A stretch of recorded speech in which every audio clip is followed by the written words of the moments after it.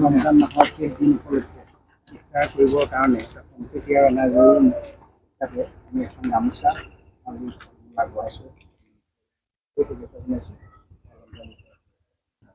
ধন্যবাদ আমাৰ মণিবাবা মহোদয়ৰ লগতে আমাৰ দাদা দুগৰাকী প্ৰিয় বন্ধুসকল।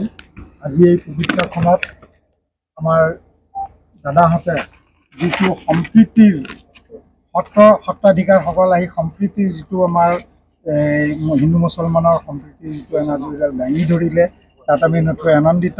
আল্লাহৰ ওচৰত দোৱা কৰিছোঁ, আল্লাহে যাতে সকলোকে আমি এই হিন্দু মুছলমানৰ এনাজৰীডাল এনেকৈ যুগ যুগান্তৰলৈকে যাতে আমি জীয়াই ৰাখিব পাৰোঁ, তাৰ কামনাৰেই আপোনালোকক শতকোটি প্ৰণাম।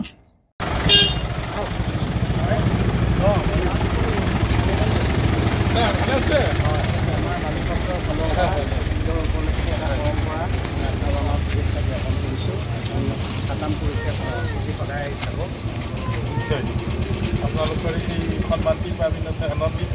আল্লাহ আপোনালোকৰ সকলো মনোবাঞ্ছা পূৰা কৰক। দীৰ্ঘায়ু আশা মছজিদৰ সন্মুখত গতিকে প্ৰভু আহক। আমাৰ সত্ৰৰ ফালৰ পৰা পবিত্ৰ ঈদ উল ফিতৰ উপলক্ষে আজি ৰমজানৰ এই ৰোজা উপলক্ষে আমি সম্প্ৰীতিৰ এটা মৰম আৰু স্নেহ আমাৰ ফালৰ পৰা আগবঢ়াইছোঁ, আৰু এই পৰম্পৰাটো আমাৰ পিছৰ প্ৰজন্মলৈও আমি সত্ৰৰ পৰা আশা ৰাখিছোঁ, মছজিদৰ পৰাও আশা ৰাখিছোঁ।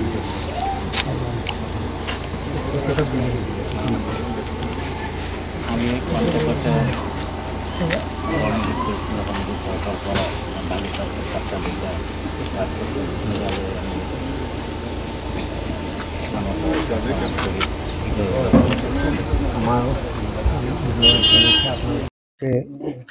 কলিয়াবৰৰ জয়ন্তীপুৰত অৱস্থিত এই দুভাগ মছজিদত আমি আহি তেখেতসকলক ঈদৰ শুভেচ্ছা জনাবলৈ আহিছোঁ।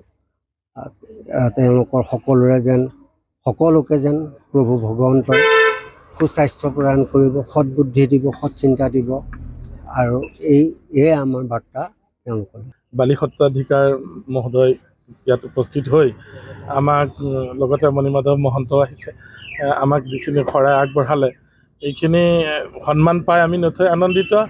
হিন্দু কি মুছলমান একে আল্লাহৰ ফৰমান, এই কথাষাৰৰ ওপৰত ভিত্তি কৰি সমাজখন আগুৱাই নিব, আৰু আমিও আগুৱাই সকলোৱে মিলি যাম বুলি আশা ৰাখিম।